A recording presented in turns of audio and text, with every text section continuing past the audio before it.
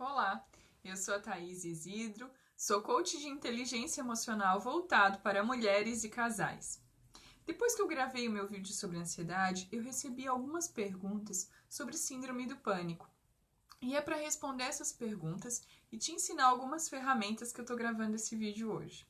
A primeira pergunta que eu recebi foi a seguinte: Thaís, por que durante a minha crise de pânico eu sinto meu coração acelerar, uma forte dor no peito, um nó na garganta e eu sinto a minha respiração muito ofegante?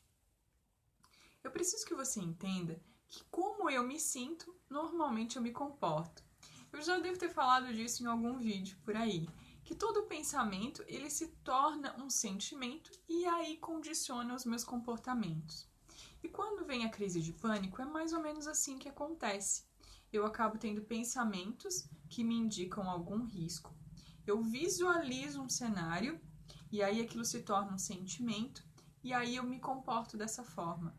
Ou seja, neurotransmissores do seu cérebro mandam comandos para o seu organismo dizendo que há um risco, há um perigo. Por isso seu coração acelera, sua pupila fica dilatada e aí tem outros sintomas como nó na garganta, enfim. E aí, o que está acontecendo durante esse processo? As suas emoções estão condicionando o seu estado físico, ou seja, você está sentindo e está se comportando. E a primeira ferramenta que eu te trago é fazer isso ao inverso. Você condicionar as suas emoções ao seu comportamento, ou seja, eu me comporto para sentir e não sinto para me comportar.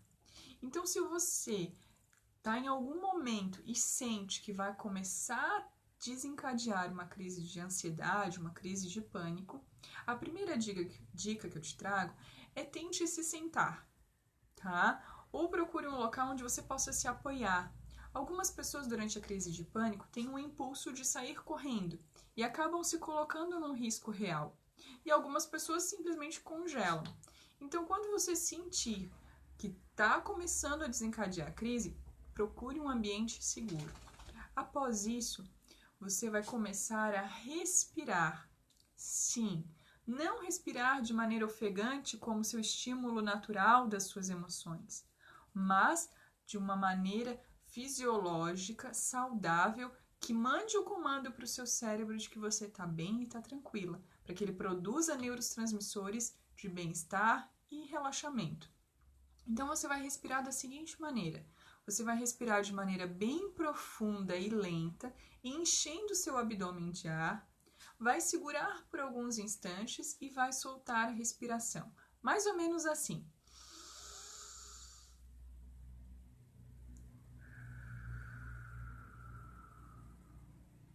Você vai repetir essa respiração por aproximadamente 3 minutos. Após iniciar a respiração, a segunda dica é que você foque nos seus pés. Isso mesmo. Foque qual é a sensação que tem dos seus pés dentro dos seus sapatos. Qual é a temperatura? No que ele está tocando? Qual é o estímulo que ele está tendo? Por que isso, Thaís? Porque, como eu falei, a crise de pânico, ela te leva a uma situação futura, ou seja, de algo que pode acontecer. E esse exercício de focar nos seus pés é uma dica de neurolinguística, de programação mental, aonde eu trago a minha atenção para o presente, para aquele exato momento. E a terceira dica que eu te trago é tenha em mãos no celular uma foto de fácil acesso de algo ou de alguém que te transmita paz e uma sensação positiva. Então, por exemplo, se você tem aí a foto da sua filha, do seu filho ou de um ente querido, após iniciar a respiração, focar nas sensações do seu pé, olhe, mantenha-se de olhos abertos e foque nessa fotografia. Observe cada detalhe, como está o cabelo, a tonalidade da pele, o brilho nos olhos, o que tem ao redor daquela pessoa, né? O que estava acontecendo naquele momento. Isso vai te ajudar a tirar o foco do seu medo e te trazer para uma sensação de bem-estar. Ou seja, vai te ajudar a quebrar o estado emocional da crise de pânico, ok? Tudo isso é importante para que você se sinta mais relaxado, a sua adrenalina comece a baixar e você consiga passar por esse momento. Uma crise de pânico, ela dura em média de 5 a 20 minutos.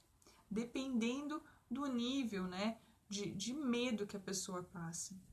Então é muito importante que você também, após passar pela crise de pânico, converse sobre isso. Fale sobre o que desencadeou o seu medo. Que pensamentos passam pela sua mente durante a crise?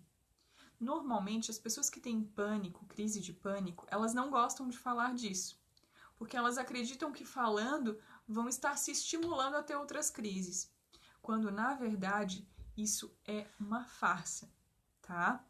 Tem Platão, ele conta uma historinha de umas pessoas que tinham medo de um dragão que morava numa caverna, porque eles só viam a sombra desse dragão. Até que um dia alguém foi lá e colocou uma luz e acabou descobrindo que o grande dragão nada mais era do que um pequeno ratinho. Então traga da escuridão os seus medos e coloque ele à luz do dia. Compartilhe com as pessoas. A outra dica que eu te trago é não deixe de pedir ajuda. Frequente um psicólogo, um terapeuta, procure ajuda médica de um psiquiatra se necessário. Faça coaching. Sim, o desenvolvimento da inteligência emocional pode te ajudar a passar por isso, porque são emoções, e se eu aprendo a gerenciar as minhas emoções, eu vou ter uma vida mais saudável. Você não nasceu com o medo, você não nasceu com a depressão e muito menos com a ansiedade. Isso não faz parte de você, então você não precisa carregar isso pelo resto da vida. Eu espero que essas dicas tenham te ajudado. Eu ainda vou gravar outros vídeos falando sobre esse tema, mas eu te peço que compartilhe, comente, porque é o seu retorno que me motiva a continuar gravando esses conteúdos. Um forte abraço e uma ótima semana. Até a próxima!